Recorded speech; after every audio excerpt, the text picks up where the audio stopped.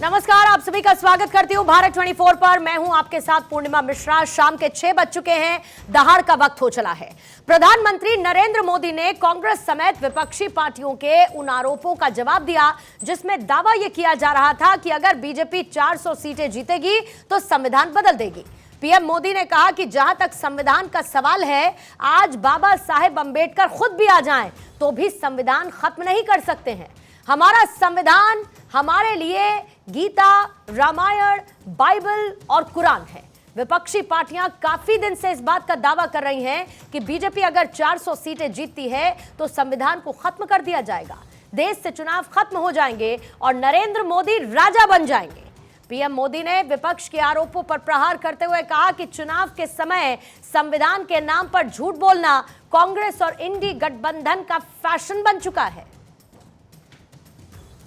हिंदुस्तान का संविधान जिसने इस देश के गरीब लोगों को भविष्य दिया, सपने देखने का हक दिया, उस संविधान को हिंदुस्तान के गरीब जनता से के हाथ से छीनने के लिए यह मैच फिक्सिंग की जा रही है। और मैं आपको बताना चाहता हूं कि जिस दिन यह संविधान खत्म हो गया, उस दिन यह हिंदुस्तान नहीं बचेगा। एजेंसियां विपक्ष को परेशान करने के लिए, विपक्ष को बदनाम करने के लिए और खुद के लिए इलेक्टोरल बॉन्ड लेने के लिए इस्तेमाल कर रहे हो। ऐसा दुनिया के लोकतंत्र में नहीं होता होगा। ये लोकतंत्र को जिस तरीके से अपमानित करने का काम किया है और बाबा साहब भीमराव अम्बेडकर जी के दिया हुआ संविधान, उसको खत्म करने की साजिश चल रही है। चुनाव से पहले ये जो बातें आई हैं, ये जनता इस बार भारतीय जनता पार्टी को उखाड़ फेंकेंगे। अस्थाई सरकारों को, चुनी हुई सरकारों को, लोकतंत्र में मतदान जो आप लोगों ने किया, वैसी सरकारों को खरीदा जा रहा है। ईडी, सीबीआई के जरिए डरा करके तोड़ा जा रहा है, गिराया जा रहा है।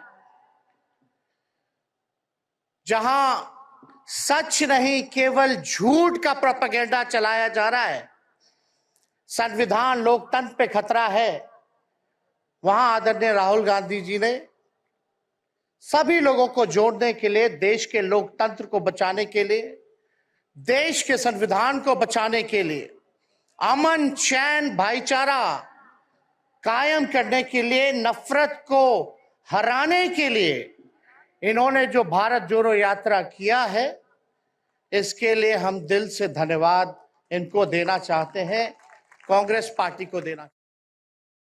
वो कांग्रेस जिसने बाबा साहब के जीते जी उन्हें चुनाव हरवाया, जिसने बाबा साहब को भारत रत्न नहीं मिलने दिया, जो वो कांग्रेस जिसने देश में आपातकाल लगाकर संविधान को खत्म करने की कोशिश की, आज वो मोदी को गाली देने के लिए संविधान के नाम पर झूठ की आड़ ले रही है। ये मोदी है जिसने देश में पहली बार संविधान दिवस मनाना शुरू किया। तो प्रधानमंत्री मोदी ने अपने इस संबोधन के दौरान कांग्रेस के इसी पुराने रिकॉर्ड का जिक्र किया जो बार बार बचता है, जिसमें कांग्रेस कहती है कि संविधान खतरे में है। कुछ सवाल हैं दहाड़ में जिनके इर्द गिर्द चर्चा रहेगी। पहले उन सवालों का जिक्र कर देती हूं और उसके बाद मेहमानों से आपका तारुफ करवाऊंगी। सबसे पहला सवाल यह है कि विपक्ष बार बार संविधान बदलने का भ्रम आखिर क्यों फैला रहा है? क्या दलितों, पिछड़ों के वोट के लिए संविधान बदलने का नैरेटिव विपक्ष सेट कर रहा है? संविधान के मूल ढांचे में बदलाव संभव नहीं, फिर विपक्ष क्यों आरोप लगा रहा है? 100 से ज्यादा संशोधन करने वाली कांग्रेस क्यों शोर मचा रही है? मोदी की गारंटी के बाद भी झूठ आखिर विपक्ष क्यों फैला रहा है? हमारे साथ मौजूद हैं बीजेपी के प्रवक्ता मुकेश त्यागी, दीपक झा कांग्रेस के प्रवक्ता इस वक्त हमारे साथ मौजूद हैं, परविंदर सेठी जी राजनीतिक विश्लेषक हैं वो भी हमारे साथ मौजूद हैं, सौरभ दुबे जी राजनीतिक विश्लेषक के तौर पर स्टूडियो में इस वक्त मौजूद हैं, विपिन शर्मा जी वरिष्ठ पत्रकार हैं स्टूडियो में इस वक्त वो मौजूद हैं। आप सभी मेहमानों का बहुत बहुत स्वागत करती हूं और सबसे पहले आपके पास आते हुए दीपक मैं आपके पास आऊं, उससे पहले मुकेश जी आपके पास आऊंगी और 1 मिनट के टाइमर के साथ शुरुआत पहले ओपनिंग स्टेटमेंट की करेंगे। मुकेश त्यागी जी, आज आखिर क्यों जरूरत पड़ गई प्रधानमंत्री को आकर ये कहने की कि कांग्रेस बार बार अपना पुराना रिकॉर्ड बजा रही है, खुद बाबा साहेब अंबेडकर भी आ जाएं तो संविधान बदलने की जरूरत नहीं पड़ेगी? क्या बीजेपी को लगता है कि विपक्ष का ये नैरेटिव सेट हो रहा है जमीन पर? देखिए, विपक्ष जो है बिल्कुल बौखला चुका है, उनके पास कोई मुद्दे ठोस बचे नहीं है। अब ये संविधान को लेकर के अटकलें लगा रहे हैं और संविधान को बदनाम करने की उनकी जो साजिश है, प्रधानमंत्री ने बिल्कुल स्पष्ट कर दिया कि अगर अंबेडकर जी भी आ जाएं तो संविधान में कोई परिवर्तन नहीं हो सकता।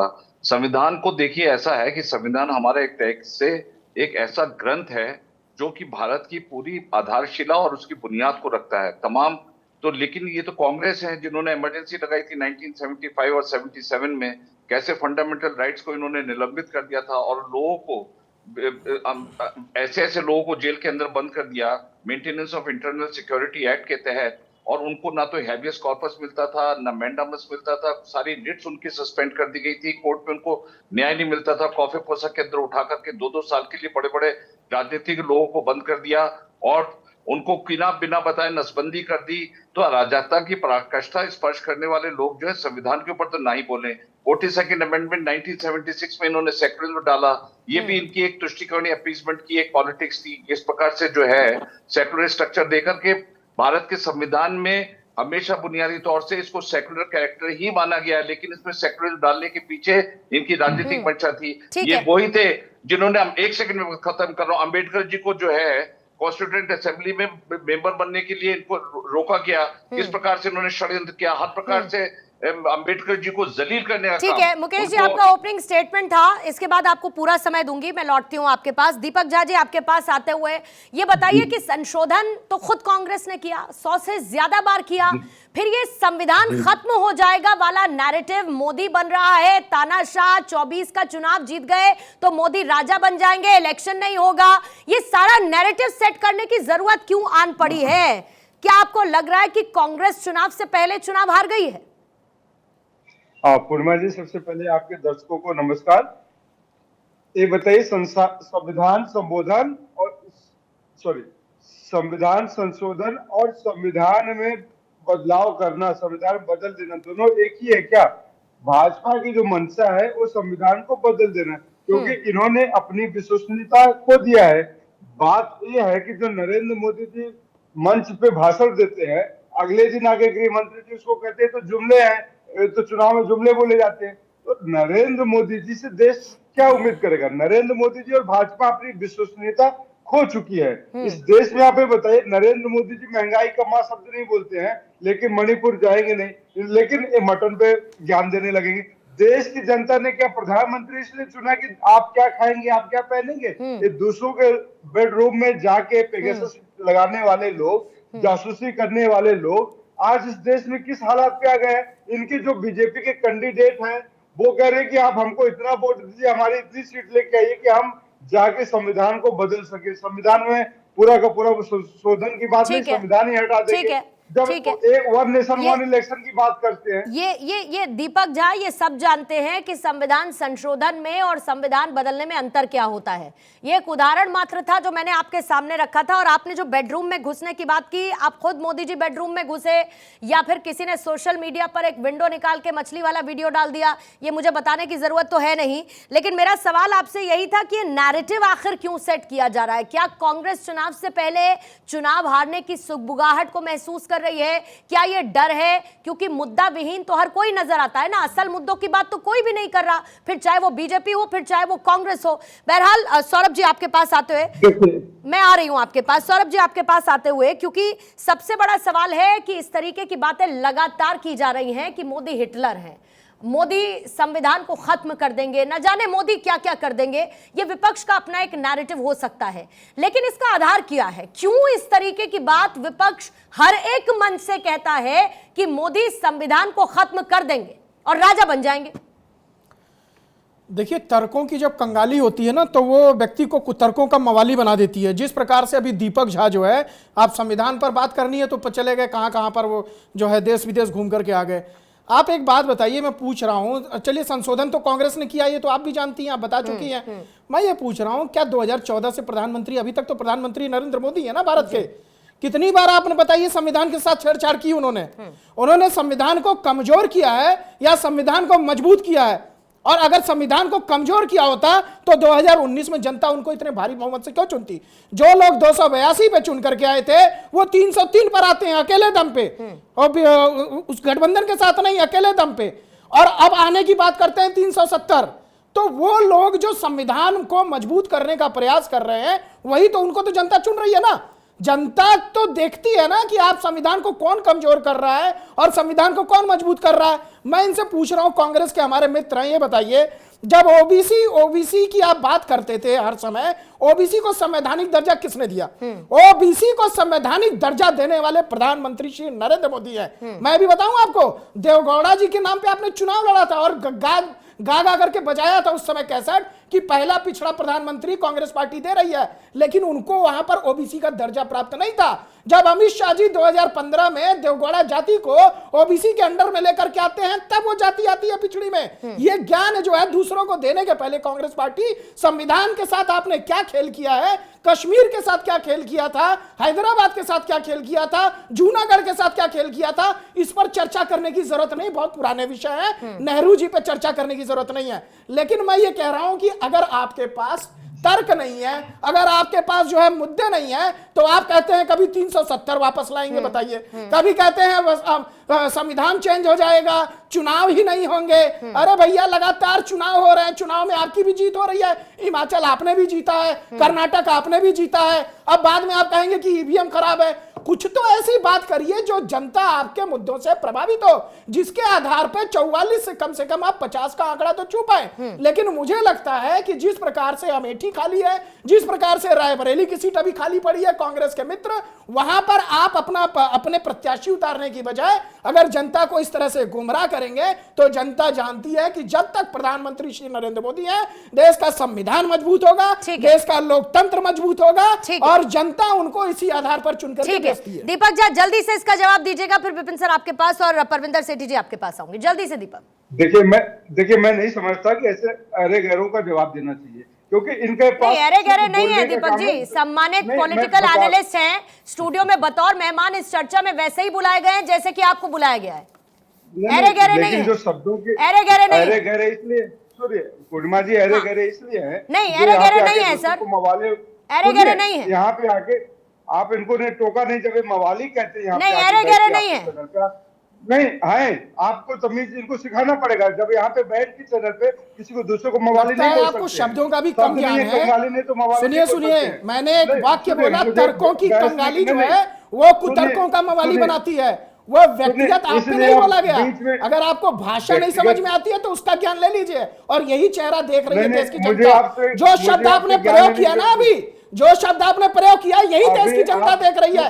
कांग्रेस का शीर्ष नेतृत्व, कांग्रेस के प्रवक्ता जब इस प्रकार के शब्दों का प्रयोग टेलीविजन पे करते हैं, तो जनता वो देखती है। मुझे कुछ बोलने की जरूरत नहीं है। मैं टोक चुकी हूँ। ठीक है दीपक जी, जल्दी से काउंटर रखिएगा इसका। पूर्णिमा जी, देखिए, कोई स्टूडियो में बैठ के जबरदस्ती दादागिरी करे तो अच्छी बात नहीं है। दीपक जी, ऐसा कुछ भी नहीं हो रहा है, और आप भी स्टूडियो में सादर आमंत्रित हैं, बहुत दूर नहीं रहते हैं आप। बस फिर मेरे सवाल का जवाब दीजिए ना, काउंटर है तो वो रखिए ना सर। तो भाजपा के जो संसद के चुनाव लड़ रहे हैं, भाजपा के नेता ज्योति मिर्धा क्यों कहती हैं, बताइए, देश के अंदर राजस्थान में जाके नागांव से क्यों कहती है कि आप हमको इतना जिता दीजिए, हम संविधान में बदलना चाहते हैं, मोदी जी की ताकत बनना चाहते हैं। मोदी जी क्यों ऐसे लोगों को खुलेआम इजाजत देते हैं, बताइए देश को। और ये जो लोग यहाँ पे बैठ के नेहरू गांधी की बात, तो मतलब आप बीजेपी के नेताओं से इंस्पायर हो रहे हैं? नहीं, बीजेपी के नेता से क्या, बीजेपी के नेता देश तो नहीं चला रहे क्या? हाँ। नरेंद्र मोदी जी नहीं, तो आप इंस्पायर हो रहे हैं उनसे, मोदी जी के लिए प्रेम, बीजेपी के नेताओं के लिए प्रेम उमड़ रहा है आपके मन में?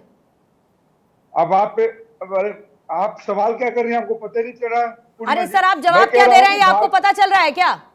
मैं आप आपको ये जवाब बता क्या दे रहा रहे हैं, हूँ। आपको पता चल रहा है क्या? बीजेपी के नेता संविधान में संशोधन बदल नहीं सकते, अब आप ये सरकार बदलती बताइए कि है। भाजपा के सरकार नेता के खुद किसी खुद मंत्री ने ठीक है, ऐसा बयान दिया क्या? वो कह रहे सौरभ हैं कि हम दीपक चुनाव- झा, अपना हमको सवाल दिखाइए। रिपीट कर देती हूं और शायद आपको मेरा सवाल समझ में आ जाए। अगर संविधान के मूलभूत ढांचे में बदलाव संभव नहीं है तो क्यों विपक्ष बार बार संविधान खत्म कर दिया जाएगा का राग अलाप रहा है? क्यों Bhajpa one nation one election की बात करती है? वन बताइए, नेशन आप वन मेरे को इलेक्शन, बताइए। संविधान खत्म होना, हाँ। दो अलग अलग बातें दीपक जी। नहीं, और तो आपकी कैसे नॉलेज होगा, पर मुझे कैसे होगा? संशय है नहीं, नहीं, आप मुझे बताइए, आपकी नहीं, नॉलेज आप पर समझिए संशय आप- नहीं है, इसीलिए मुझे मेरा मन बदलने के लिए मजबूर मत करिएगा। सुनिए सुनिए सुनिए सुनिए, अब बीच में बोलते हैं तो फिर बोलने में मजा नहीं आता। बात है कि जब आप कहते हैं वन नेशन वन इलेक्शन, वो कैसे होगा? संविधान को आप बदलेंगे तभी तो होगा ना। संविधान को आप किस तरीके से दीपक जी, संशोधन थोड़ी देर पहले आप संशोधन जनता से नहीं हो जनार्दन रहा है। को संशोधन का मैं वही कह रहा मतलब हूं। बता रहे थे और संविधान संविधान खत्म होने का तो- मतलब बता रहे थे। मैं वही बता रहा हूं कि इस देश के अंदर जब संविधान संशोधन किस तरीके से भाजपा करेगी, तो संविधान संशोधन तो ये अभी भी कर सकते हैं, लेकिन जब पूरे के पूरे बहुमत इनके पास, जब 400 सांसद होंगे लोकसभा में और 200 प्लस होंगे राज्यसभा में, तब ये बदलाव कर सकते हैं। इसलिए मैं आपको कह रहा हूं कि भाजपा के पास मेन मुद्दों की कमी हो गई है। आपने महंगाई के मुद्दे पे चुनाव लड़ा था, आप रोजगार के मुद्दे पे बात नहीं करते हैं। आप मोदी जी से कल ही सवाल नहीं महंगाई करेंगे दर को कि लेकर मतलब सर आप मैंने खबर किसको पढ़ी बात है, करते हैं? उसके परसेंटेज में मैं- कितना डिफरेंस आया, मैंने ही खबर बताई थी। देखिए गरीब आदमी को परसेंटेज से मतलब नहीं होता। हाँ, सही गरीब बात आदमी है। जो दूध लेता था, आप उस जो दूध गरीब लेता आदमी था को 35 रुपए, आप उस गरीब आदमी दूध को लेता अज्ञानी था समझते हैं 35 रुपए, वो भी 70 फिर, रुपए। और अपना पॉलिटिकल नैरेटिव सेट करते हैं। उस गरीब आदमी को आप अज्ञानी समझते हैं, अपना पॉलिटिकल नैरेटिव भी सेट करते हैं। आती हूँ दीपक जी, रखिएगा अपने देखिए, काउंटर्स तैयार आपका सर प्लीज। percentage दो से मेहमान काम और कर हैं, सकता है, उनके पास लेकिन जाते हैं, फिर देश- आती हूँ आपके देश पास, की जनता का फिर काम आती नहीं हूँ कर सर। सकता। और मेरे उसी सवाल का जवाब दीजिएगा कि अगर मूलभूत ढांचे में बदलाव संभव नहीं है तो क्यों आप लोग इसका राग बार बार अलापते रहते हैं? मैं आती हूँ आपके पास, विपिन जी आपके पास शुरुआत करते हैं, फिर परविंदर सेठी जी आती हूँ आपके पास। विपिन जी, कुल मिलाकर इस नैरेटिव के जरा मुझे मायने समझाइए, क्योंकि मैं ये समझने की कोशिश कर रही हूँ कि आखिर ऐसा क्यों हो रहा है। क्या आपको लगता है कि दलितों पिछड़ों के वोट के लिए ये पूरा का पूरा नैरेटिव सेट करने की कोशिश, विपक्ष वहां पर अपने आप को मजबूती के साथ सेट करने की कोशिश कर रहा है? और पहली बार ऐसा हुआ है कि विपक्ष के आरोपों के बाद प्रधानमंत्री को यह कहना पड़ा आकर कि खुद बाबा साहेब अंबेडकर भी आ जाएं तो संविधान में बदलाव नहीं होगा। तो फिर यह नैरेटिव क्यों बार बार, और आधार क्या इसका? हर एक मंच से स्वर्णिम इतिहास वाली कांग्रेस पार्टी को जताया जा रहा है। उनके खुद के नेता उनको जता रहे हैं कि आप मंथन करें, आपको अगर दोबारा देश की आवाम के दिलों में जगह बनानी है तो आपको रणनीति में बदलाव लाना पड़ेगा। और जो आपका नैरेटिव है, मैं उसको फेक या उसको पॉजिटिव नहीं बोलूँगा, वो जनता के विवेक पे छोड़ देते हैं। लेकिन मुद्दा यह है कि यहाँ पर रणनीति का अभाव है और ये दिख रहा है, साफ दिख रहा है। अब और खुद के नेता उनके सेल्फ गोल्स कर जाते हैं। और ये जो बात बोली जा रही है संविधान, हर एक मंच पे उनके नेता, उनके प्रवक्ता आके बोलते हैं, संविधान की दुहाई देते हैं, लोकतंत्र खतरे में आ गया है, इंटॉलरेंस की बात करते हैं। यहाँ पर तो वो क्यों भूल जाते हैं कि 1975 से लेकर 1977 का दौर, वो क्या कोई हमारे देश के इतिहास से उसको हम मिटा सकते हैं? और सबसे बड़ी बात है कि यहां पर इस समय वर्तमान के दौर में हम चाहते हैं हमारा विपक्ष मजबूत हो। भले ही दो बड़े चुनावों में 2014 के और 2019 में कांग्रेस की करारी हार हुई है, जनता ने उनको नकारा है, लेकिन समझदार उसको कहते हैं जो अपनी रणनीति में बदलाव लाए, जनता की नब्ज को समझे और मुकम्मल तरीके से अपनी आवाज उठाए, बुलंद आवाज। लेकिन यहां पर ऐसा प्रतीत होता है, क्योंकि जो सामने दिख रहा है, जो पिक्चर सामने दिख रही है, तो वो ये दिख रही है कि ये लोग खुद कंफ्यूज्ड हैं।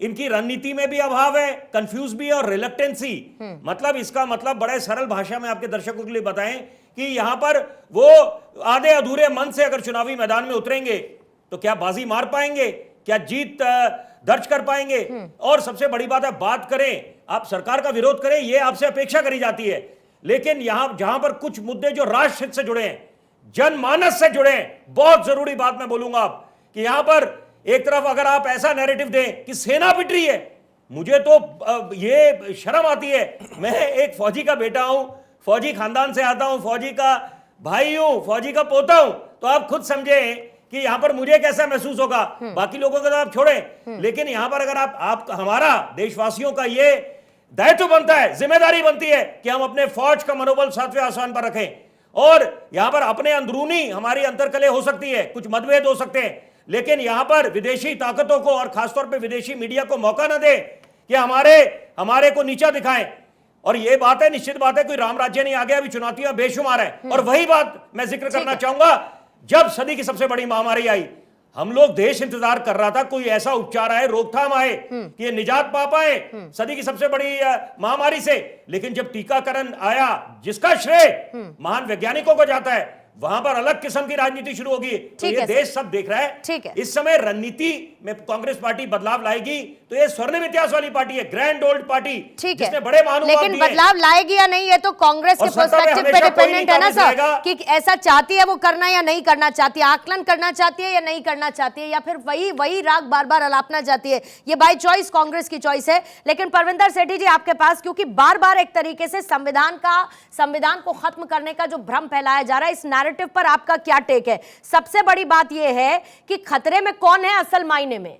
खतरे में आज की तारीख में संविधान नजर आता है, या जैसा कि विपिन सर कह रहे थे, ग्रैंड ओल्ड पार्टी? खुद ये पार्टियां अपने वजूद को इस वक्त खतरे में देख रही हैं। नहीं, देखिए, सबसे पहली बात तो मैं ये कहना चाहूंगा कि अगर आज 10 साल हो गए भारतीय जनता पार्टी को देश के ऊपर राज करते हुए, उनका पैरामीटर सेट है कांग्रेस के ऊपर भी। कांग्रेस में इतना भ्रष्टाचार है, हम कम भ्रष्टाचार कर रहे हैं। कांग्रेस नहीं है, कांग्रेस किसी चीज का पैरामीटर नहीं हो सकती। अगर कांग्रेस ने गलत करा तो उन्होंने देश की जनता ने एकदम अलग ले जाके खड़ा कर दिया। जिस पार्टी की 400 सीटें आई थी, आज वो 40-45 सीटों पे सिमट कर बैठ गई है। अगर आप भी वही काम करेंगे तो आपका भी यही हाल होगा, आपका भी यही हर्ष होगा। दूसरी बात, अगर मैं कहना चाहूंगा कि जो आप कह रहे थे कि प्रधानमंत्री जी ने स्टेटमेंट दी, प्रधानमंत्री जी को, देश के प्रधानमंत्री को, भारतीय जनता पार्टी के चुने हुए नेता को आकर ये बात कहनी पड़ी कि भी हम संविधान के साथ छेड़छाड़ नहीं करेंगे, तो इसका मतलब है पूरे देश के अंदर एक नैरेटिव सेट हो गया था कि भारतीय जनता पार्टी के नेता, भारतीय जनता पार्टी के मंत्री और भारतीय जनता पार्टी के स्पोक्स पर्सन हर प्लेटफॉर्म पे ऊपर आकर कहते थे, हम आएंगे तो सेकुलरिज्म खत्म कर देंगे, हम आएंगे तो हिंदू राष्ट्र बनाएंगे, हमारे संविधान के अंदर जबरदस्ती जो है सेकुलरिज्म वर्ड है, हमारा देश धर्मनिरपेक्ष देश नहीं है। इस तरह की बातें, हम किसानों की बात नहीं सुनेंगे, हम खिलाड़ियों की बात नहीं सुनेंगे, हम डिक्टेटरशिप की राजनीति करेंगे। अगर 10 लाख किसान सड़क पे आ जाए, हम उनसे झूठा वादा करके उनको उठा देंगे, लेकिन उसके बाद उनकी मांगे पूरी नहीं करेंगे। 60 से 700 किसानों की हत्या हो जाती है, हम उसके ऊपर एक शब्द नहीं बोलेंगे। अगर आप देश की जनता, देखिए, देश की जनता ही सरकारें बनाती है, देश की जनता ही सरकारें गिराती है। अगर आप गरीब का, मजबूर का हाथ नहीं पकड़ेंगे, किसान का हाथ नहीं पकड़ेंगे, तो तब तक आप इस देश के लोगों के दिलों के ऊपर राज नहीं कर सकते। ठीक है, लेकिन राज तो कर रही है बीजेपी, ऐसा लगता है सेठी साहब, राज तो कर रही है। 2014, 2019 तो कम से कम यही दिखाता है। विपिन सर, आती हूं आपके पास, मुकेश जी से इसका रिएक्शन लेना चाहूंगी। मुकेश जी, जल्दी से इसका काउंटर रखिएगा। आप कहते हैं मोदी की गारंटी, मोदी की गारंटी, मोदी की गारंटी, लेकिन उसके बावजूद जो विपक्ष कह रहा है वो तो बदस्तूर जारी है ना। संविधान खत्म कर देंगे मोदी राजा बन जाएंगे, वन नेशन वन इलेक्शन की थ्योरी भी इनको इसी तरफ लेकर जाती है कि संविधान खत्म हो जाएगा।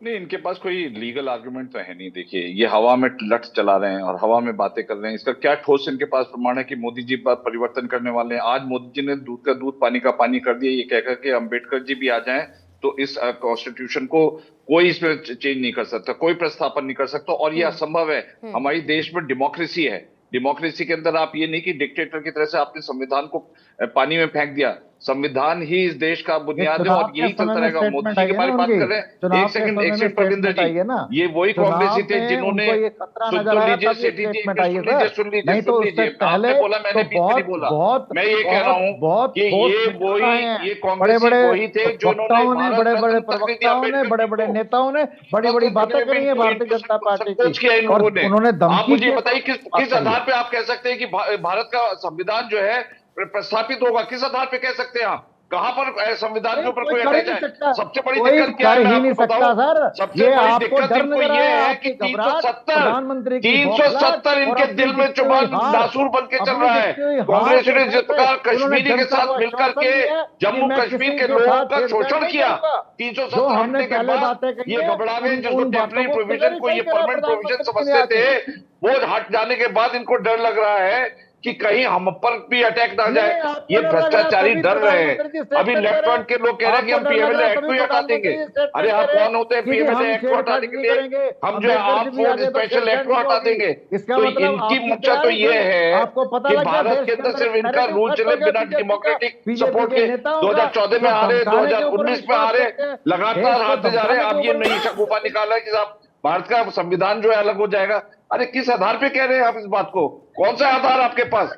आपको कहां पे लगा कि भारत का संविधान? आपके कांग्रेस ने 80 बार संविधान से 80 छेड़छाड़ बार करने की। अमेंडमेंट किए। किसी की 42वां औकात नहीं है संशोधन जो था कहलाता है मिनी कॉन्स्टिट्यूशन ऑफ इंडिया। 42वां संशोधन जो 1976 में आया था, आपको थोड़ी जानकारी होनी चाहिए, बिना आधार पे मत बोलिए। हवा में अपने आर्गुमेंट मत चलाइए। आप एक अरे आप एक गंभीर व्यक्ति, आप अपनी गंभीरता को अपने बरकरार रखिए। जो बात है ठोस कहिए, इधर उधर की बातें कर करके आप जो है गुमराह करने की जनता को कोशिश मत करिए। प्रधानमंत्री मोदी को आप ललकार रहे हैं। अरे वन नेशन वन इलेक्शन होना जरूरी नहीं है क्या? क्या अब पहले 52 में नहीं हुआ वन नेशन वन इलेक्शन? आप किस आधार पे कह रहे हैं वन नेशन वन इलेक्शन नहीं होना चाहिए? आज कितना खर्चा होता है, कितनी प्रशासनिक व्यवस्थाएं बदलती है, क्या खराबी है? वो ये तो नहीं कि मैं प्रेसिडेंशियल फॉर्म ऑफ गवर्नमेंट लेके आ रहा हूँ, आपको लग रहा है कि प्रेसिडेंशियल फॉर्म ऑफ गवर्नमेंट आने वाली है। आप किस, मुझे समझ में नहीं आता कि आपको कौन सा ऐसा डर खा रहा है, डर ये खा रहा है आप लोगों को कि आप भ्रष्टाचारियों को बचाना चाहते हैं। 10 साल के कार्यकाल में यूपीए के 9 मेगा स्कैम हुए, वो सब बचाने के, ये बचाने की साजिश है कि किसी प्रकार से मोदी जी को रोको। और संविधान का नाम ले लो, कभी बोलो कि साहब पिगेसस है, कभी बोलो कि राफेल में घपला हुआ है। एक भी तो इनका एलिगेशन प्रूव होता नहीं है और लगातार कोई कोई नए नए शगुफे छोड़ते रहते हैं। अरे आप मुझे बताइए कौन सा आपका ऐसा एक्यूजेशन है जो आपके प्रूव हुआ मोदी जी के खिलाफ? एक भी नहीं। और आप कह रहे संविधान बदलेंगे। संविधान देखिए, बदलना चाहते, एक सेकंड, संविधान बदलना चाहते तो हम अभी भी बदल सकते थे। हमारी मेजोरिटी है लोकसभा के अंदर, हमारे आधे से ज्यादा स्टेट के अंदर हमारे बीजेपी के। अगर बदलना है, नहीं, अगर बदलना चाहते तो इसी कार्यकाल में बदल देते, अगले कार्यकाल में जाने की हमको जरूरत नहीं है। लेकिन सेठी साहब इसमें औकात जैसी कोई बात नहीं है ना। सेठी साहब इसमें औकात जैसी कोई बात नहीं है। जो संभव है और जो संभव नहीं है, अगर औकात जैसी बात है तो आप भी तो, विपक्ष भी तो एक नैरेटिव सेट कर रहा है ना, और उस नैरेटिव का कोई आधार है नहीं, सिर्फ हवाई वाकई में बात हो रही है, कोई आधार है? मैंने तो शुरुआत में यही सवाल रखा था सर, मैंने शुरुआत में ही सेठी साहब ये सवाल रखा था कि आधार क्या है इन एलिगेशंस का। अगर आप कह रहे हैं कि मोदी जो है पूरी तरीके से संविधान को खत्म कर देंगे, राजा बन जाएंगे, तानाशाह मोदी, मैंने कहा इसका आधार तो बताइए, क्या कह रहे हैं आप? नहीं है आपकी तो बिल्कुल, आप किस बात पे बोल रहे हैं? औकात ही नहीं है तो बोल किस बात को रहे हैं? किसी की औकात नहीं है। मैं आपको बोलने वाले नहीं बोल रहा। अरे आप क्यों बोल रहे हैं? मत करिए, मैं ये कह रहा हूँ। अरे परविंदर सेठी जी, जब आप ये कह रहे हैं औकात ही नहीं है, पावर में तो आप क्यों किसी बोल की रहे हैं? औकात नहीं है कि वो संविधान तो आप क्यों बोल रहे हैं? औकात नहीं तो फिर बात खत्म हो गई। यहाँ पर बोलो, आप क्यों समय बर्बाद कर रहे हैं स्टूडियो का भाई? ठीक है, अगर औकात नहीं है। सेठी साहब प्लीज रुकिएगा, त्यागी जी प्लीज रुकिएगा जरा। अरे गंभीर बातें करिए, मेरे पास विपिन जी जल्दी से अपनी प्रतिक्रिया रखिए और उसके बाद दीपक मैं आपके पास आती हूँ। विपिन जी जल्दी से, गंभीरता की बात करिए तो मैं आपसे बात करूंगा। मुकेश जी एक सेकंड सरल से दो सवाल सिर्फ मुकेश जी आपसे पूछूंगा और दीपक जी आपसे पूछूंगा, आप कांग्रेस के प्रवक्ता हैं, कि पहली बात को मैं आपसे दीपक जी करूंगा कि जब हिंदुस्तान को बोला जाता है,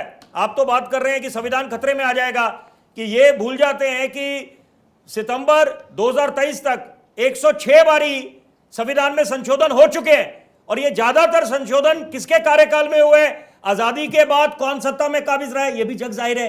पहली बात, कांग्रेस यहाँ पर बार की है, एक मिनट मुकेश जी, एक मिनट पहले, ये मेरा सवाल दीपक जी की तरफ है कि यहाँ पर एक तो हम बोलते हैं कि मदर ऑफ ऑल डेमोक्रेसीज है हिंदुस्तान, वुमेन लेड डेवलपमेंट, हम लोग शक्ति की पूजा करते हैं, शक्ति का सम्मान करते हैं, तो आप जब शक्ति के विरोध जा रहे हैं, आप बोलते हैं कि शक्ति के साथ हमारा हमारी लड़ाई है, तो क्या जनता को आप संदेश देंगे? विपिन जी, मैं इसका जवाब लूंगी, मैं इसका जवाब लेती हूँ। जवाब दे दीजिए जो विपिन जी ने सवाल उठाया, और उसके बाद सौरभ मैं आपके पास आऊँ। बस इसमें एक बात जोड़ दूं, जल्दी से क्विकली रखेंगे समय। एक तरफ जब भाजपा ये दावा कर रही है, प्रधानमंत्री कर रहे हैं कि हिंदुस्तान को हम आने वाले वक्त में तीसरी बड़ी आर्थिक महाशक्ति बनाएंगे, उसका क्या काट है आपका? आप ऐसी बातें करें। ठीक है सर, छोटा रखेंगे सर, छोटा रखेंगे। दीपक जी जल्दी से जवाब देंगे। देखिए, अब जल्दी से इन्होंने, शर्मा जी ने बहुत अच्छे आरोप लगाए हैं। आपकी इस प्रबुद्ध कौशलता के लिए आपको बधाई कि आपके पास विवेक का बहुत खजाना भंडार भरा हुआ है। तो विपिन शर्मा जी, आप ये बताइए कि आपने सवाल क्यों नहीं पूछा प्रधानमंत्री जी से, जब वो पुलवामा के नाम पे वोट मांगते हैं, सैनिकों की शहादत के नाम पे वोट मांगते हैं, आप सैनिक परिवार से हैं, आप बीच में मत बोलिए, आप बीच में मत बोलिए। और दूसरी बात क्या होती है ना, शक्ति की बात। शक्ति क्या होता है इस देश में ना, नारी शक्ति, यत्र नारीस्तु पूज्यन्ते रमन्ते तत्र देवता। तो हम उस नारी शक्ति का उपासना करते हैं, हम रावण की शक्ति का उपासना नहीं करते। राम ने रावण की शक्ति का दहन किया था। तो इस देश की जनता जो जनार्दन वोट क्यों नहीं है मिलते? और रावण रूपी जनता जो भाजपा, अब बीच में मत बोलिए, 400 से नीचे आके कैसे सिमट गए आप? आपके तमाम प्रवक्ता लोग छोड़ रहे हैं, छोड़ के जा रहे हैं। अब सुनिए, आपके तमाम बड़े शीर्ष नेता छोड़ के बीजेपी में आ रहे हैं। अगर आपका काम इतना सफा होता तो आपको क्यों छोड़ते लोग? क्यों छोड़ रहे हैं आपको? मैं बता रहा हूँ आपको। आपकी कथनी और करनी में इतना फर्क है, जनता समझ गई है कि आप धोखा देने के लिए इस कंट्री में आए हैं। ठीक है, दीपक जी का जवाब ले लेते हैं त्यागी जी। आपने शोध किया इस देश का, दीपक जी को और जवाब आज देने आपकी पोल खुल गई है तो आप इधर उधर की बातें बोलिएगा। दीपक जी जल्दी से जवाब देंगे। गंभीर व्यक्तित्व है, आप ऐसी बातें मत त्यागी करिए। जी, अरे त्यागी जी, इस देश में सारे गंभीर लोग हैं। यहाँ जो पैनल में बैठे सब गंभीर हैं, बस एक आप ही गंभीर नहीं है और नरेंद्र मोदी जी गंभीर नहीं है, बाकी सारे लोग गंभीर हैं। सबके गंभीर सवाल भी हैं, सबके गंभीर सवाल जवाब भी हैं। बात है पयापानम भुजंगानाम केवलम विश्ववर्धनम, भाजपा वही आप मुझे सिवाय एक सवाल का जवाब दे दीजिए वोट दीपक दे रही जी, है, कि आज जनता रूपी आपकी वोट स्थिति कांग्रेस की भाजपा के स्थिति जहर का इतनी दयनीय क्यों कारण रही है? बनती जा रही है। जवाब दे दीजिए भाजपा आप। क्या करे इस देश में? जनता ने आप दीपक 30 जी, लाख सरकारी दीपक पोस्ट जी, खाली है, उसको आप कब भरेंगे? और कांग्रेस पार्टी ने आपसे सवाल दीपक जी, किया है, कांग्रेस ने अपने वचन पत्र दिया है, वचन पत्र के हिसाब से हम चुनाव लड़ने जा रहे हैं। आपसे महंगाई पे सवाल करते हैं, आप मेरे एक प्रश्न का जवाब दे दीजिए। आप एक प्रश्न, मैं फिर डिबेट नहीं करूंगा आपके साथ। प्रधानमंत्री मंच से भाषण देते कि फला व्यक्ति 70,000 करोड़ 60,000 करोड़ को अरे मन से तो प्रधानमंत्री जी ने, दीपक जी ये भी कह दिया ना कि दीपक इमरजेंसी जी, लागू करने वाली आपकी पार्टी थी जिसने असल पूर्णिमा मायने जी, में संविधान को खतरे में डाला। लेकिन आप संविधान के नाम पर बीजेपी को और मोदी को गाली देते हैं। बाबा साहेब अंबेडकर को आपने पुरस्कार नहीं देने दिया। बाबा साहेब अंबेडकर को लेकर कभी भी आपने अपने पॉजिटिव भाव को व्यक्त ही नहीं किया, और आप कहते हैं कि संविधान को खत्म कर देगी बीजेपी। मोदी जी तो ये भी कहते हैं ना मन से। पूर्णिमा जी देखिए, अब पूर्णिमा जी भाजपा की क्या वैल्यू बची है ये आप बताइए। इनके नपास न सर मुझे ये बताइए भ्रष्टाचार, दीपक जी अगर इतनी ठोस पार्टी है ये, तो इनकी 400 से आज 42 पूर्णिमा जी क्यों रह गई? वही सवाल क्यों, था। क्या रह गया? मुकेश आप तो बड़ी बड़ी मुकेश बातें जी, कर रहे हैं, शुरुआत आपको में मेरा जनता तो सवाल दिखा रही यही है। था कि ये जो डेमोक्रेसी में आप हार संविधान रहे हैं, खत्म होगा और का उसके बाद नैरेटिव इतने लंबे है, भाषण। क्या वो इस डर से है कि आप लोग चुनाव होने से पहले ही चुनाव हार गए हैं? ये सवाल मैंने पहले ही पूछा था, जिसका जवाब दीपक जी ने नहीं दिया। दीपक जी अब ये बता दीजिए मुझे, बीजेपी चाहे, बीजेपी में लाख कमियां हैं, मैं कहती हूं। आप 2014 जीत गई, 2019 जीत गई, 2024 नहीं जीतेगी। इसको लेकर आपकी तैयारी क्या है सर? सिर्फ संविधान खत्म हो जाएगा कि नैरेटिव से चुनाव नहीं जीतिएगा ना? देखिए, हम संविधान की बात के अलावा हमारे पास हमारे घोषणा पत्र की बात नहीं है। हमारे घोषणा पत्र में हमने कहा है कि हम रोजगार देंगे, हम युवाओं के लिए युवा न्याय, महिलाओं के लिए महिला न्याय, किसानों के लिए 5 न्याय की बात करते हैं। हमारा विजन है, हमारे पास भाजपा के पास भाजपा नहीं, बिहार वालों ने अलग निकाला, इनका कोई जॉइंट मैनिफेस्टो भी नहीं है अभी तक आपने देखी। तो ये तो इनकी स्थिति है। त्यागी आपको जी, गंभीरता से जनता नहीं ले रही है, दिक्कत ये है। आप मुझे छोड़िए, और यहाँ बीच में बोलने नहीं देते। आप सवाल करते हैं, सवाल का जवाब भी सुनिए। दीपक जी, आप ये बताइए, आपकी बार बार शिकस्त क्यों होती है? इसका जवाब दे दीजिए। आप क्यों हार रहे हैं? आप लगातार चुनाव क्यों हार रहे हैं? अग्निवीर योजना से लोगों को क्या फायदा हो? किसानों को आपने एमएसपी नहीं दिया अभी तक, उस पर जवाब क्या देंगे? महंगाई से माँ तो बोला नहीं जाता। आप कांग्रेस करते, कांग्रेस के सारे नेताओं को लिए जाते हैं, जिन नेताओं को गाली देते थे। तो बात यह है कि भाजपा का ना चरित्र बचा है, ना संस्कार बचा है। इनकी कथनी और करनी एकदम अलग हो चुकी है। जिसको गाली देते थे उसको पूर्णिमा गले जी, लगाते हैं। तो पूर्णिमा जी, गारंटी है मोदी जी सर। की, जो भ्रष्टाचारी है, जो पूर्णिमा जी, बलात्कारी है, ये वही वो राहुल भाजपा गांधी में आ जाओ, है सब जो कुछ विदेश साफ हो या जाओगे। विदेश में तो जाकर भाजपा की के गारंटी है, भारत को गाली भाजपा की निकालते हैं, गारंटी है कहते हैं हमारे कि डेमोक्रेसी हिंदुस्तान खतरे में है, हिंदुस्तान आप आइए का और हमें आदिम बचाइए। भूखे मर चाइना रहा की है। तारीफ 80 करते हैं, करोड़ लोगों ये तो को इनके आपने वैल्यूज है, कहाँ बढ़ा दिया? डेमोक्रेटिक 80 वैल्यूज, करोड़ लोगों को और उसके बाद काम नहीं भाषण दे पा रहे हैं। और कहते हैं हम 80 करोड़ लोगों ठीक को है दीपक जी, वोट जरा दे रहे हैं। रुकिएगा। सौरभ जी आप आपके फिर पास इस आते बात हुए नहीं करते। सौरभ जी आपके पास आते हैं। और दीपक जी, मैं सच में चाहती हूँ लिटरली कि सवाल उसके जवाब तक हम लोग स्ट्रिक्टेड रहे, तभी हम कुछ सार्थक चर्चा कर पाएंगे, वरना आप भी बोलते रहिए, बाकी सब मेहमान भी लगातार बोलते रहेंगे, समझ में किसी को कुछ आएगा नहीं।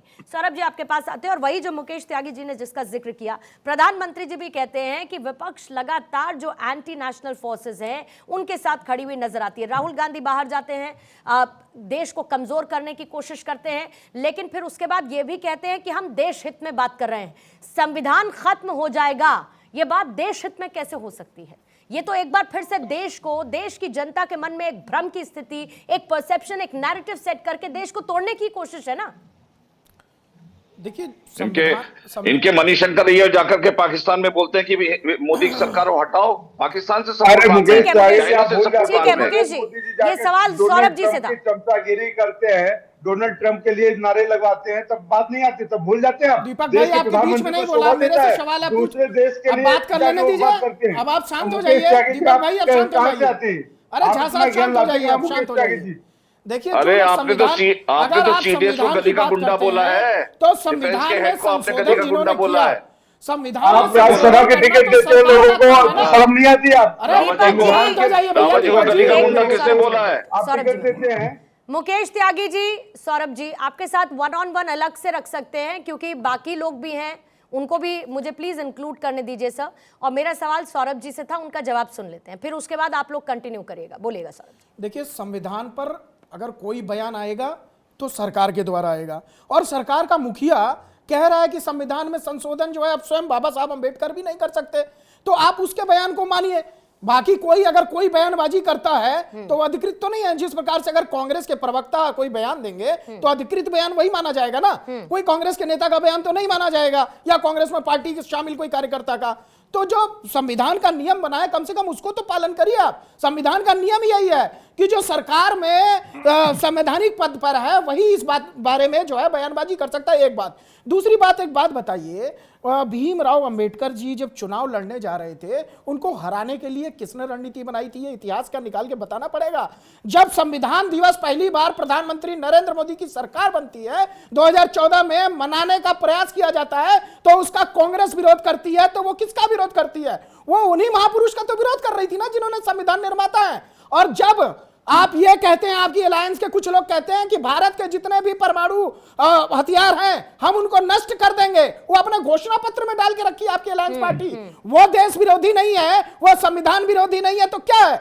और देश के बाहर जाकर के जब कांग्रेस के शीर्ष नेतृत्व श्री राहुल गांधी जी जो सर्वे सर्वा है, वो इस प्रकार की बयानबाजी करते हैं कि हिंदुओं बहुत अल्पसंख्यक जो है हिंदुस्तान में सुरक्षित नहीं है, वो देश के संविधान के खिलाफ है या नहीं है? मैं ये पूछ रहा हूं कांग्रेस के प्रवक्ता अपने मित्र से कि आप सिर्फ और सिर्फ ये बताइए कि जो आप बात कह रहे थे बेरोजगारी की, महंगाई की, पूर्णिमा जी से चर्चा कर रहे थे, यही तो बात आपको रैली में करनी चाहिए जाकर के। ये भाजपा थोड़ी ना करेगी। भाजपा तो अपने मुद्दे गिनाएगी ना, जो जो काम किया उन्होंने।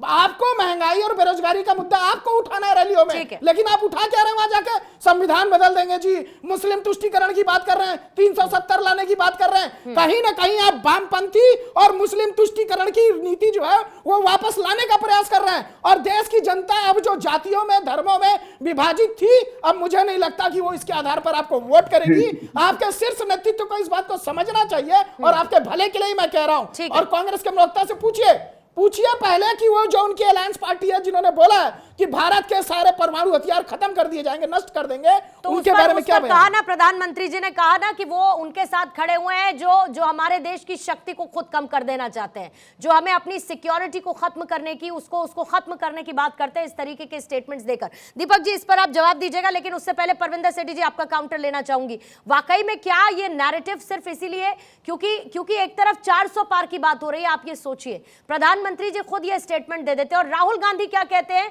राहुल गांधी कह देते हैं कि नरेंद्र मोदी का और बीजेपी का जो अल्टीमेट गोल है, यानी कि अचीव क्या करना चाहते हैं, वो देश के विकास को अचीव नहीं करना चाहते। 2047 2030 की बात करते हैं, वैसा कुछ भी नहीं है। वो चाहते हैं कि देश के संविधान को खत्म कर दे पूरी तरीके से। कोई तो आधार होगा जनाब इसका। नहीं, देखिए, जो आज का जो पॉलिटिकल सिनेरियो है ना, वो लोगों को गुमराह करने का काम ज्यादा करता, माफ कीजिएगा, क्योंकि चाहे कोई भी पार्टी हो, और हर एक पैरामीटर कांग्रेस पे चले जाता है। अगर मोदी जी 2047 की बात करते हैं, 2047 किसने देखना है? कितने लोग होंगे? मोदी जी होंगे 2047 में? आप एक बात को समझिए ना, जो आप आज की बात मतलब करिए, आपके हिसाब आज जो से तो महंगाई सेठी है साहब उसके हमको ऊपर आप क्या क्लाइमेट कर चेंज रहे की हैं, भी बात नहीं रोजगार करनी के लिए चाहिए। आप क्या कर रहे हैं, क्यों परमिंदर सेठी जी? सेफ्टी के लिए, फिर तो हमको क्लाइमेट चेंज की भी बात नहीं करनी चाहिए, क्या कर रहे हैं, क्योंकि किसानों के तब लिए तो क्या हम में कर रहे से हैं। शायद कोई भी ना हो। देखिए, आज मेरे पास खाना नहीं है और नहीं, मैं क्या कह रही हूँ 2047 सर, में मेरे पास मैं हेलीकॉप्टर क्या होगा। कह रही हूँ परमिंदर सेठी जी, जनता को मूर्ख मतलब विजन तो होना ही नहीं चाहिए ना देश के लिए। आज आप गरीब आदमी को रोजगार मतलब हमको दे नहीं पा रहे, विजनरी तो होना ही नहीं गरीब चाहिए ना आदमी को सेठी रोजगार साहब। दे नहीं पा रहे। तर्कों के जो- सेठी साहब, किसान सेठी बेचारा जी, बॉर्डर अरे सेठी भगत सिंह ने जी, देश को आजाद क्यों कराया सेठी था? जी, चंद्रशेखर जी ने अपनी कुर्बानी क्यों दी थी? सेठी आज जी, हमारे लिए तो दी थी, सेठी जी, देश की सुरक्षा के लिए, प्रगति के लिए। मैं ये आप कह रही हूँ कि बोलेंगे मतलब कोई हमको जनता विजनरी को तो होना ही नहीं चाहिए ना क्या फिर। बात कर रहे हैं आप? जो है सुप्रीम कोर्ट उनके कुछ नहीं बोल रहा है परमिंदर जी। ये देश की स्थिति है। देश के अंदर लॉ रिफॉर्म्स की जरूरत है, पुलिस रिफॉर्म्स की जरूरत है, देखिए, भाजपा पॉलिटिकल की रहेगी, रिफॉर्म्स मोदी की जी की जरूरत है। रहेगी। ठीक है, आप मेरे इस पास बात को अंतिम समझिए। 2 मिनट है। सौरभ जी, पंच न रहे 2047। मेरे देश पास की अंतिम 2 मिनट है, डेवलपमेंट जल्दी से एक क्लोजिंग कमेंट लेना चाहूंगी आप सभी से।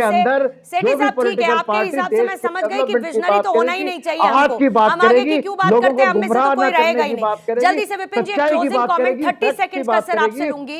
विपक्ष के इस दावे को, इस नैरेटिव को कितना स्टैंड आउट होता हुआ 2024 इलेक्शंस में आप देख रहे हैं, इस पर क्विक रिएक्शन। देखिए, यहाँ इससे बात नहीं बनने वाली कि पहले बोलते थे गरीबी हटाओ, अब ये मोदी हटाओ, तो इससे नहीं बात, पुख्ता इनकी रणनीति होनी चाहिए, तभी आप जनता के अपने उनके दिलों में जगह बना पाएंगे। और ये बात है कि कोई ना कोई तो कारण रहा होगा कि विपक्ष, जब विपक्ष में भाजपा होती थी, एनडीए, वो बोलते थे कि पॉलिसी पैरालिसिस, एक नया अंग्रेजी का शब्द हमने सीख लिया था कि नीतियों के मामले में लकवा मार गया है। पहले प्लानिंग कमीशन था, फिर नीति आयोग का गठन हुआ, तो इसका मतलब है कि कांग्रेस अपनी रणनीति में बदलाव लाए। लेकिन क्योंकि मैंने मुकेश त्यागी जी से एक सवाल पूछना चाहता कि इनको भी मंथन करने की आवश्यकता है कि राजनीतिक, जब आप एक पब्लिक डोमेन में है, राजनीति का स्तर ऊपर जाना चाहिए कि there should be room for descent. ठीक है, और ऐसे ना हो कि वो दौर दोबारा आ जाए जब माननीय सर्वोच्च न्यायालय को टिप्पणी करने पड़े, से क्लोजिंग कमेंट आपसे 30 सेकंड्स वो ईडी पे हो जाए। क्विकली। देखिए, मैं सिर्फ ये कह रहा हूं कि गरीब, युवा, महिला, किसान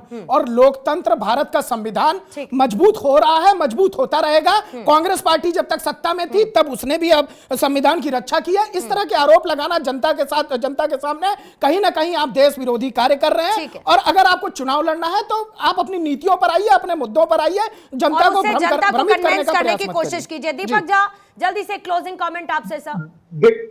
देखिए, बहुत अच्छा लगता है सुन के आपकी बातें कि सौरभ दुबे जी भाजपा नेता को भी बता देंगे, जिन्होंने कहा, सौरभ दुबे जी ने कहा कि चंद्रशेखर आजाद, सुभाष चंद्र बोस ने देश की कुर्बानी दी आजादी में। तो भाजपा की जो नेता है, महिला नेता है, कंगना रनौत तो उनका नाम है, वो कहती है देश 2014 में आजाद हुआ, तो क्या उनका अपमान नहीं करती? तो इस तरीके से बेतुके लोग भाजपा में भरे पड़े हुए हैं जो कहते हैं कि 2014 में आजाद हुआ है, भारत के पहले प्रधानमंत्री सुभाष चंद्र बोस है, तो उन सारे लोगों का अपमान करते हैं। और देश ऐसे ताकतों से छुटकारा पाना चाहता है 2024 के लोकसभा चुनाव में। इसलिए हम कह रहे हैं कि मोदी जी को, भाजपा को हराना। देखिए पूर्णिमा जी, अगर आप विपक्ष को देखें तो एक शब्द में समेटा जा सकता है कि मुंगेरी लाल के सुनहरे सपने। ये कुछ कर नहीं पाते, इनका लगातार चुनाव में ग्राफ गिरता जा रहा है। कांग्रेस आप देखिए कहां सिमट के रह गई 400 से, और कहां पर बीजेपी पहुंच गई है। तो 2014-2019 इनके कहने से अगर जनता पर इनका प्रभाव नहीं पड़ रहा है, तो मुझे बताइए, अगर प्रधानमंत्री मोदी कह रहे हैं उनकी बातों का कि मेरी गारंटी है। एक मिनट दीपक जी बोलने दीजिए, दीपक जी बोलने दीजिए, प्लीज प्लीज प्लीज बोलने दीजिए। अब आप अपनी बात मत दिखाइए, बोलने दीजिए। मैं ये कह रहा हूँ पूर्णिमा जी, अगर मोदी जी की गारंटी को लोग विश्वास करते हैं कि भारत को 2047 तक विकसित देश की श्रेणी में ले जाएंगे, और उसके गवाह ये है कि आज हम 5th largest economy in the world है और 3rd मोदी जी लार्जेस्ट ले जा इकोनॉमी बन चुके हैं जाएंगे देश को 24 विकसित 2047 में। आज की बात करते नहीं, सपने दिखाते सब। सबका ठीक है सर, सौदागर आपकी है, गारंटी आदमी को जनता के झांसे में बीच, डालने वाली कांग्रेस नीति है। का नैरेटिव जनता के बीच, और जाहिर है कि ये तो जनता तय करेगी कि 2024 में किसको सिंहासन पर बिठाना है।